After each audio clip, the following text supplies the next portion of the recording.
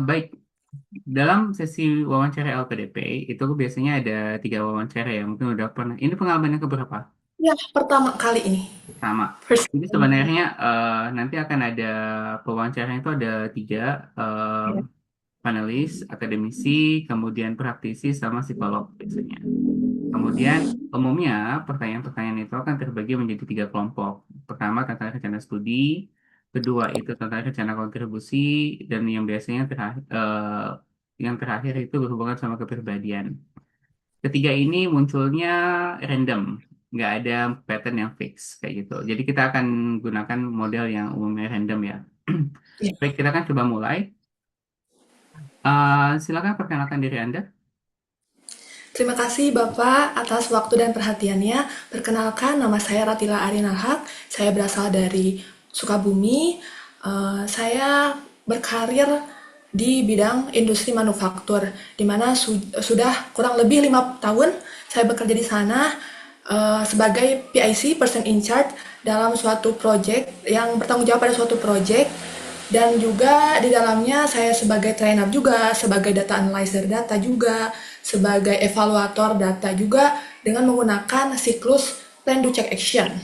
Selain itu juga saya melanglang sayap saya karena ilmu saya tidak cukup dari situ. Saya juga menjadi seorang safety facilitator yang mengikuti kegiatan workplace safety facilitator yang menjadi best facilitator, sehingga saya menjadi anggota P2K3, yaitu panitia pembina keselamatan dan kesehatan kerja.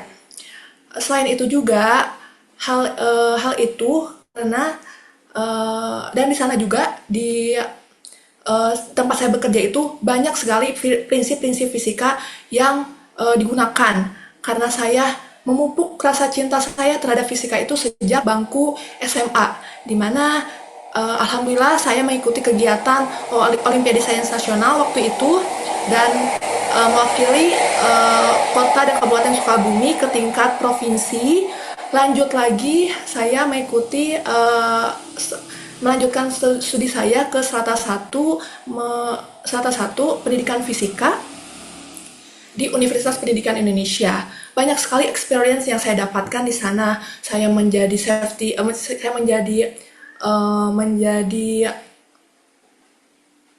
asisten laboratorium fisika dasar sekolah 1, lalu juga saya mengikuti kegiatan himpunan, dan juga ada kegiatan P2M yang dilaksanakan oleh dosen, yang dimana Masya Allahnya itu kegiatan P2M-nya itu dilakukan di kota kelahiran saya. Dan lanjut lagi, saya mengikuti penelitian ilmiah yang dilakukan oleh dosen, yang alhamdulillah membuka peluang saya untuk menjadi uh, menjadi mahasiswa berprestasi karena adanya uh, publish publish proceeding internasional saat itu. Dan selain itu juga saya mengikuti kegiatan organisasi saat ini mengikuti kegiatan organisasi sosial, yaitu KNPI, yaitu Komite Nasional Pemuda Indonesia, yang menjadi wadah saya untuk sedikit berkontribusi terhadap bagaimana perspektif antara industri dan masyarakat luas itu. Dan selain itu juga karena dari semua experience yang saya dapatkan, bahwasannya ada celah, ada arah pengabdian saya yang saya temukan di balik industri dan rumah, yang sehingga saya harus ikut berkontribusi dengan LPDP ini, di mana saya ingin mewujudkan visi Indonesia Emas 2045 dengan misinya itu di Asacita 4 dan 5. Asacita 4 itu sendiri yaitu mengembangkan SDM yang ada, terus juga kesehatannya, pendidikannya, prestasinya, dan generasi pemudanya, dan semua halnya untuk mewujudkan kontribusi divisi Indonesia Emas 2045, dan juga di Asacita nomor 5 mengenai dan melanjutkan hilirisasi dan industrialisasi dengan sumber daya manusia untuk tepat nilai guna itu sendiri, Pak. Oke, baik. Terima kasih. Eh, oh ya. eh panggilannya Kak siapa? Tila, kebetulan. Kak Nama saya Tila. Tila. Baik. Kak Tila memiliki banyak hal yang untuk diceritain. Cuman kayak gini, karena nanti waktu perkenalan kita punya waktunya Ya, relatif. terima kasih ya. eh, Paling enggaknya itu tuh ngomongnya maksimal 30 detik. Iya, Maka iya, iya. kakak harus memilih yang mana yang paling penting buat kakak untuk coba nge-deliver. Karena ada beberapa aspek yang langsung nge-hit dan kebutuhan, kayak gitu, yaitu hilirisasi. Maka saya menyarankan cukup tiga aja yang akan kakak bahas. Yang pertama adalah satu, kakak bekerja di mana, nama perusahaannya apa, sebutin aja, manufakturnya di bidang apa, kayak gitu. Itu biar lebih clear. Kayak gitu. Kemudian yang kedua, kakak bisa jelasin tentang prestasi kakak ketika eh, di SMA, misalkan ya. eh, saya udah pernah ikut berbagai macam kompetisi sebagai salah satu self development yang saya lakukan, di mana saya berhasil waktu waktu di kabupaten juara berapa? Satu, Pak. Ah, Alhamdulillah. ya, yang itu yang kakak sebutin. Habis itu dan itu mewakili kabupaten untuk melanjutin ke provinsi. Ya, provinsi. Nah, jadi dan saya kayak itu berhasil mendapatkan posisi pertama sehingga saya mewakili kabupaten untuk masuk ke level provinsi. Kemudian kayak gitu sekarang kayak gitu saya memiliki concern di bidang hilirisasi yang mana itu linear dengan kebutuhan pemerintah kayak gitu. Oleh karena itu pada kesempatan ini saya melamar beasiswa LPDP agar saya bisa melanjutkan studi lebih lanjut di bidang fisika murni apa nama jurusannya di universitas apa kayak gitu. Dan melalui beasiswa ini saya berharap saya bisa mendapatkan dukungan kayak gitu. Oh, jadi, Ya, Pak. Nanti. jadi cukup tiga aja sih. Kalau mau Siap, ditambah siap. satu, boleh dipersingkat kayak gitu. Misalkan, oh ya, pilihan kakak untuk masalah prestasi ada dua. Kakak mau menceritakan prestasi waktu S1 itu sebagai mahasiswa berprestasi, atau kakak ingin menggunakan prestasi nomor prestasi yang SMA. Tapi saya menyarankan yang mungkin mahasiswa berprestasi ya. Itu lebih, Ya, karena kan itu lebih dekat ya daripada SMA kan yang lumayan agak jauh. jauh. Pertanyaan berikutnya. Eh, oh ya, di sini saya hanya memberikan saran ya, yang Ya, menurut Pak. Kak Tila ya. Kemudian yang terakhir, pertanyaan-pertanyaan yang akan kita pakai itu adalah pertanyaan yang paling umum muncul. Oke, kita akan coba ke pertanyaan berikutnya. Kenapa Anda harus lanjut S2? Kenapa saya melanjutkan S2 dengan izin jawab, Pak? Dari situasi yang ada, di mana saya melihat arah pengabdian saya itu dilihat dari di balik rumah dan industri, di mana ada fenomena di balik rumah, terutama ibu saya dan kedua orang tua saya, terutama ya ibu saya terkena osteoartritis, di mana divonis genu bilateral 2 dan 3. Terus juga ayah saya juga terkena asam urat, dan itu semua itu saya temukan karena sinkron dengan pekerjaan saya juga, di mana di industri itu saya melihat juga cedera mekanis, di mana eh, karyawan terutama perempuan yang di bagian mekanisnya, di bagian pembuatan barangnya itu terkena, si jarinya tuh terkena karena terjepit mall itu. Dan ini tuh saling berkaitan. Karena apa? Berkaitannya itu dari gangguan muskuloskeletal. Namanya itu gangguan sistem gerak pada otot dan rangka, atau di Indonesia itu disebut dengan gotrak. Nah, dari hal ini dari hal ini saya temukan juga dengan data-data yang bahwasannya gangguan muskuloskeletal ini tuh belum ada alatnya. Alat untuk mendeteksi dini, yaitu alat untuk mendeteksi dini di puskesmas-puskesmas.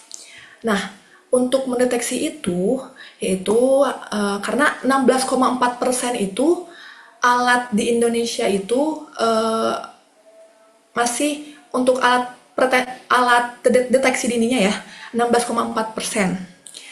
Seperti contohnya tensimeter dan lain sebagainya.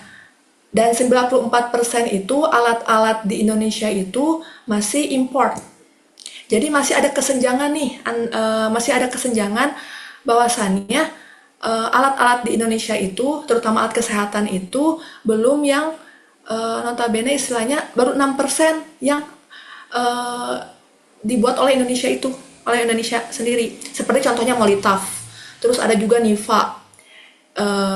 Perkembangan-perkembangan yang masih dikembangkan, tapi Niva ini sudah ke tingkat diproduksi secara luas.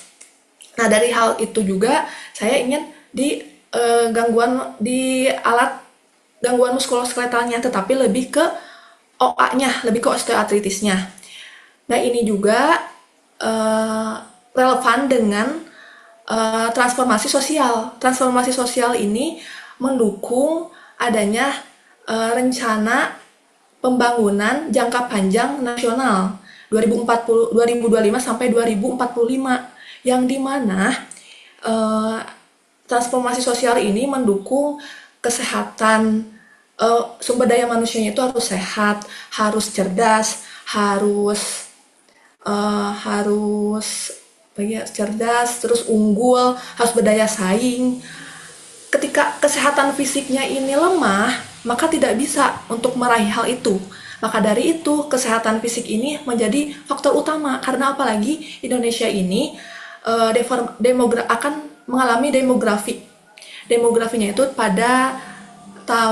demografi pada tahun 2030 itu 126,9 juta itu penduduknya itu akan terjadi, di mana usia 15 sampai 64 tahun ini usia produktif. Maka dari itu, agar usia produktif ini, untuk membangun Indonesia sehat, cerdas, berdaya saing, kita harus kesehatan fisiknya harus dijaga gitu. Dan juga osteoartritisnya itu sendiri ada prevalensinya itu 7,3% di Indonesia, dan eh, dan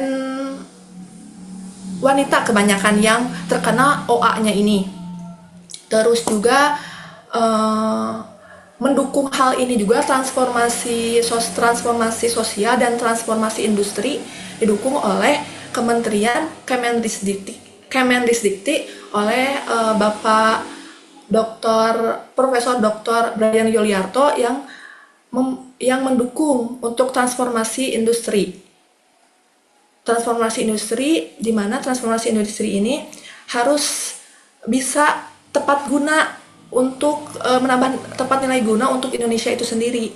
Dan dari Kemendikbud itu juga bersinergi dengan BSN, Badan Standar Nasional, agar mewujudkan transformasi strategis industri ini cepat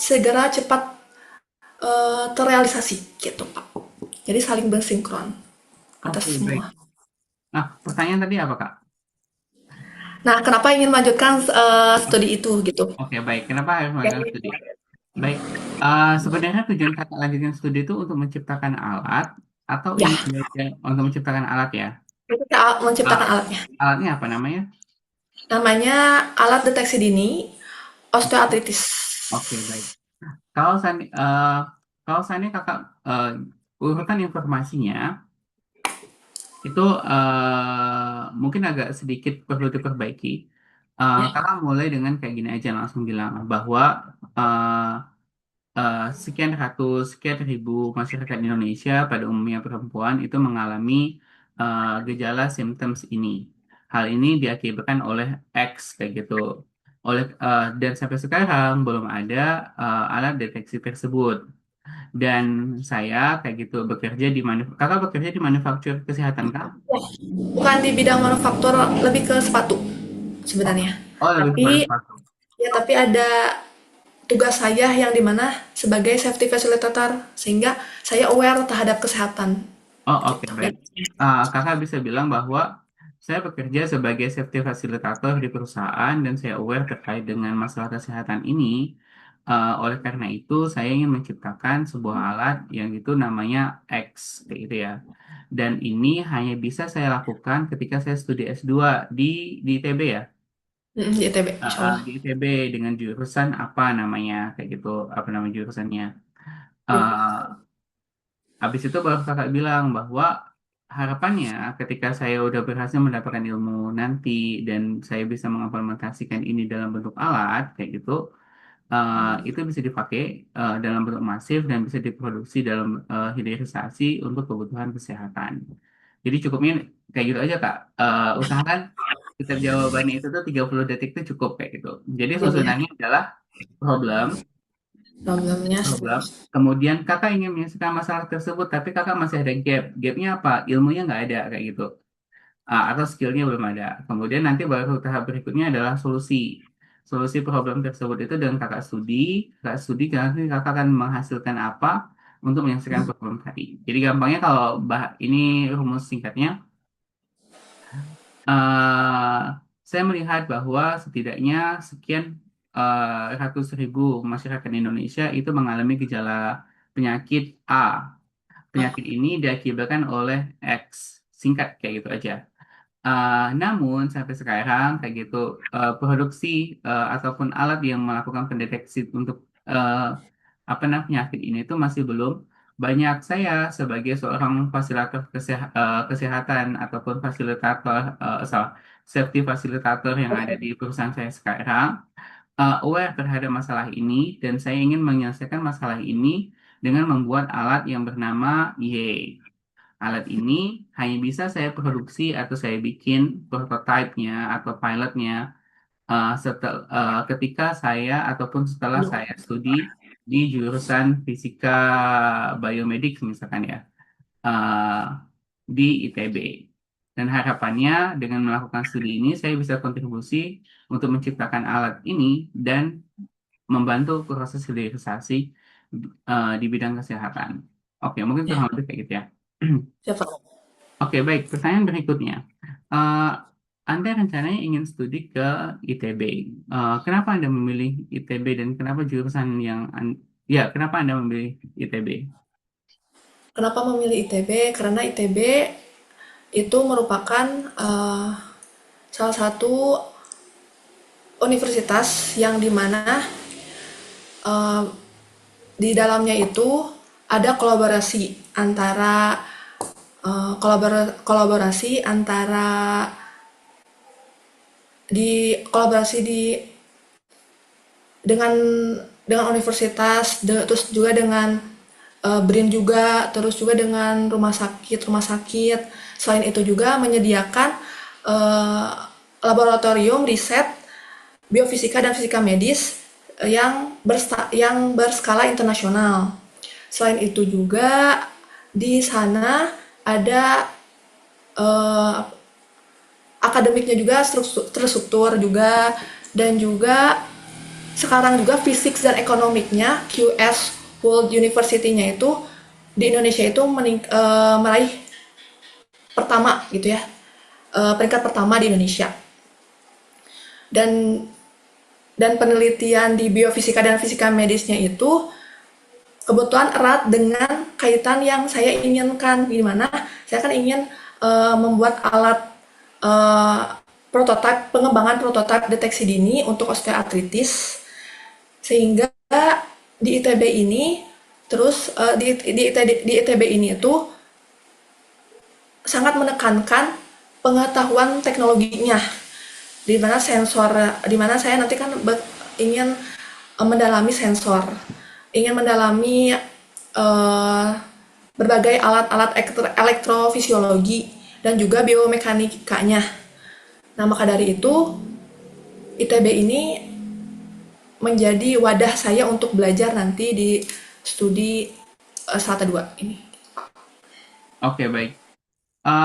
Ketika kakak ditanya tentang pemilihan univ, beberapa informasinya udah relevan, Em, tapi akan lebih baik itu tuh fokus kepada apa yang kakak butuhkan.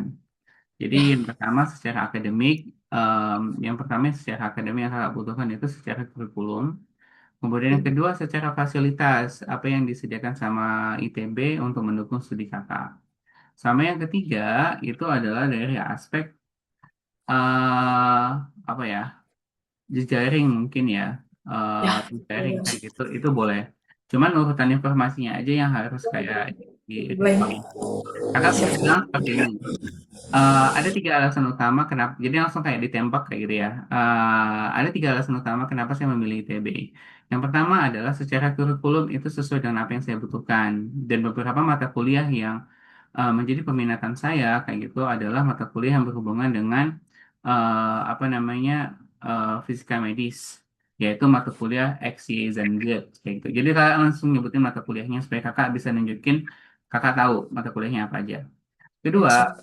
kayak gitu, kakak bisa bilang bahwa eh, ITB memiliki fasilitas yang saya butuhkan. Salah satunya adalah lab apa, kayak gitu, di mana mayoritas mahasiswa bisa melakukan pilot project, kemudian membuat prototype, kayak gitu. Dan itu nggak bisa saya dapatkan di universitas lain selain ITB, misalkan ya. Dan yang ketiga adalah networking yang ITB miliki, yaitu bekerja sama dengan BRIN terkait dengan inovasi ataupun hilirisasi. Dan saya ingin menciptakan ini dan harapannya mendapat dukungan dari BRIN untuk dikonek apa namanya untuk apa namanya mendapatkan apa ya feedback ataupun approval kayak gitu. Apakah barang yang saya coba bikin ini tuh layak dipakai untuk medis atau enggak kayak gitu. Oke, mungkin kurang lebih kayak gitu ya Kak. Untuk rekam. Oke, pertanyaan berikutnya. Kita langsung lompat ke pertanyaan berhubungan dengan rencana pasca studi ya. Biasanya yang berhubungan sama studi itu tuh ada 4 pertanyaan. Kenapa lanjut S2 atau S3? Kemudian ingin kuliah di mana? Habis itu rencana rencana kuliah itu tuh ngapain? Kemudian eh, udah tahu kurikulumnya atau belum kayak gitu. Nah, ini kita langsung lompat ke tahap berikutnya yaitu rencana pasca studi. Apa yang Anda lakukan setelah Anda studi nanti? Apa yang dilakukan setelah pasca studi? Ada tiga rencana jangka jangka pendek, jangka menengah, sama jangka panjang setelah pasca studi itu. Dimana saya kan ingin eh, mendukung Asta Cita 4 dan 5, tetapi dengan bidang yang saya miliki, yaitu saya juga ingin menjadi dosen, Pak. Dimana saya tertarik terhadap dosen ini karena ada tridharma itu sendiri. Yang pertama jadi peneliti, terus pengajar, peneliti, dan pengabdian. Dan di jangka pendek ini 1 sampai 3 tahun ini saya pastinya mendaftar dulu menjadi dosen, lalu juga karena prototipe yang sebelumnya di OA ini hanya pilotnya saja di tesisnya, lalu dikembangkan di rencana jangka pendeknya, yaitu dengan meneliti di kota saya sendiri, di kota Sukabumi, kurang lebih 50 sampai 100 orang untuk mengikuti sebagai uji klinis yang dilakukan untuk pengembangan prototipe alat ini OA ini yang dikembangkan oleh saya. Lanjut lagi eh, di jangka menengahnya, jangka menengahnya itu saya ingin menginisiasi suatu untuk mendukung Indonesia maju dengan kesehatan fisiknya, yaitu STEM dan bio dan clinical biophysics safety safety care, di mana ini wadah sebagai edukasi mengenai osteoartritis secara umumnya tentang gangguan muskuloskeletal yang di dalamnya ada berbagai metabolik juga terjadi, ada asam urat dan hal lainnya tentang gangguan muskuloskeletal itu sendiri. Dan juga ingin menyerap tenaga kerja, terutama karena ini pastinya saya kan biofisika dan fisika medis hingga akhir, jadi banyak lulusan-lulusan nantinya ikut berkontribusi juga untuk menginisiasi organisasi ini tuh gitu ya. Dan nantinya saya juga ingin mendukung rencana induk riset nasional, di mana angka antara pendidikan S1, S2, S3 itu harus setara. Tapi kan sekarang belum. Nah, hal ini tuh juga mendukung riset-riset. Jadi selain organisasi ini itu untuk edukasi itu juga edukasi untuk mengembangkan riset, mengembangkan riset. Di jangka panjangnya yaitu tentunya saya kan ada alat ingin prototipe ini itu sampai ke tingkat bisa nilai tepat guna, yaitu bisa disebarluaskan, bisa diproduksi secara luas, terutama di puskesmas-puskesmas. Maka dari itu harus harus diteruskan riset saya sampai akhirnya bisa berkontribusi untuk puskesmas-puskesmas itu sendiri. Gitu. Oke. Mungkin yang pertama yang kakak bisa bilang bahwa untuk alat medis kan itu kan dia berpanjang ya prosesnya. Kakak akan bilang bahwa um, usul aja sih bahwa prototype itu akan menjadi salah satu produk ketika kakak menulis tesisnya nanti. Ya, betul. Habis itu setelah prototipe yang jadi kayak gitu melalui proses yang kakak alami di ITB, kakak akan mencoba bekerja sama dengan perusahaan ataupun perusahaan kesehatan yang mungkin terkait dengan barang tersebut. Sebagai contoh, kakak kasihkan contoh perusahaan-perusahaan yang terkait. Kemudian tahap berikutnya baru menjelaskan tentang apa namanya menjelaskan tentang eh, implementasi kayak gitu. Itu tahapannya seperti apa. Kemudian bagaimana nanti bentuk distribusinya. Misalnya kalau saya tarik kata ada puskesmas, kenapa pilih puskesmas itu juga bisa dijelasin. Cuman saya nggak terlalu menyarankan kalau seandainya tiba-tiba jadi dosen. Kalau kakak mau jadi dosen, itu di bagian akhir aja. Jadi karena kayak gini, goal awal kakak itu menciptakan produk. Harusnya di awal, terutama di short term sama long term itu salah short term sama mid term itu tuh harusnya fokus kepada bagaimana alat itu dipakai kayak gitu, bagaimana alat itu diterima. Habis itu kalau seandainya udah keterima nih kayak gitu, kakak kan butuh inovasi terus. Jalan kakak untuk bisa terus inovasi itu ada dua. Satu, kakak sebagai research and development di perusahaan. Dua, kakak jadi dosen kayak gitu. Nah, kemudian ketika kakak bilang jadi dosen, fokusnya kepada inovasinya. Nggak perlu membahas tentang semua kewajiban dosen ya, kayak Tridharma pendiri. Tridharma tuh nggak usah dibahas, cukup ke aspek inovasi kayak gitu. Oke. Baik, pertanyaan berikutnya. Biasanya pertanyaan berikutnya itu tuh, ini pertanyaan terakhir ya. Apakah Anda memiliki closing statement? Closing statement itu adalah pertanyaan di mana kita diminta untuk ngasihkan rangkuman tentang kita. Biasanya, kalau saya selalu menyarankan bahwa eh, mulai dulu bilang terima kasih Bapak dan Ibu atas kesempatannya. Eh, Seperti yang sudah saya sampaikan sebelumnya, saya merupakan orang yang memiliki kegigihan yang tinggi kayak gitu dengan berkomitmen untuk terus melakukan inovasi. Mulai dari saya sejak SMP, SMA kayak gitu. Kemudian sampai saat saya bekerja, saya udah melihat ada berbagai macam masalah di bidang industri manufaktur yaitu ini. Dan solusi yang ingin saya tawarkan adalah menciptakan alat ini. Dan saya yakin ini adalah bagian daripada menjaga Indonesia ke depannya untuk tetap sehat kayak gitu menggunakan alat ini dan saya berharap pada kesempatan ini saya bisa dipertimbangkan menjadi award LPDP pada batch 1 2026. Terima kasih kayak gitu. Coba ya. Oke. Apakah Anda memiliki closing statement? Siapa? Terima kasih atas waktunya. Saya mempunyai closing statement, di mana closing statement saya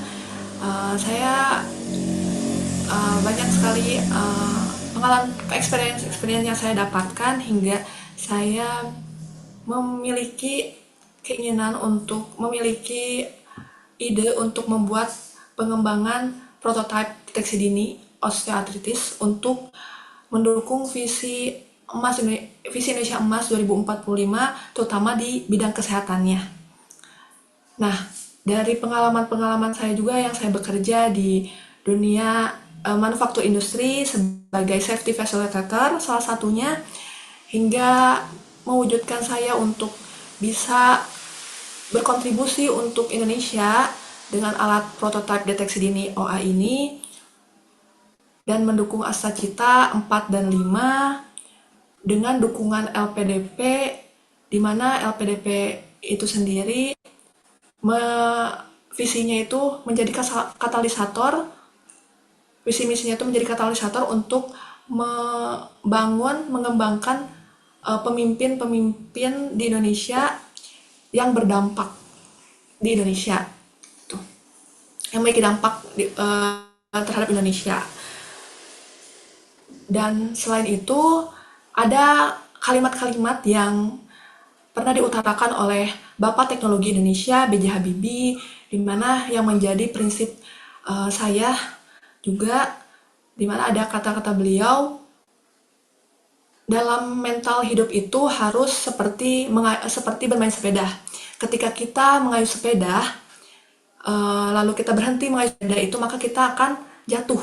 Sama halnya juga ketika kita berhenti bekerja, maka kita mati di dalamnya. Lalu juga sebagai anak bangsa, tentunya kita harus bisa mendukung membangun bangsa Indonesia ini. Kalau bukan kita siapa lagi? Dan juga selain itu untuk meraih Indonesia emas itu, untuk mencapai keinginan itu pastinya perlu ada pengorbanan yang di uh, yang dikeluarkan gitu, yang kita harus bisa melanjutkan visi Indonesia Emas 2045 dan Astacita 4 dan 5. Dan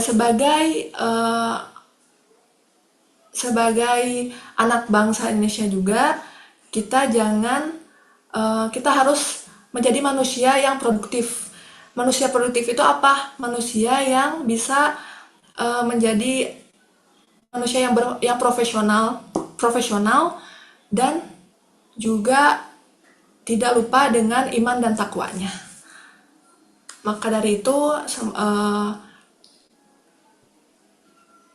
LPDP bersama all the LPDP. Aduh, itu ya. Oke, baik. Kakak kalau misalnya udah cukup tinggal bilang aja. Sekian, terima Ya, kasih. sekian, terima kasih. Assalamualaikum warahmatullahi wabarakatuh. Ya, kayak gitu Kak. Oke, sip. Sip, bagus Kak. Tinggal lebih ya kayak gitu ya. Buat apa Ya, namanya? Pak. Buat siapin ke depannya. Oke, baik. Terima kasih. Terima kasih, Pak. Sekarang kita lanjut ke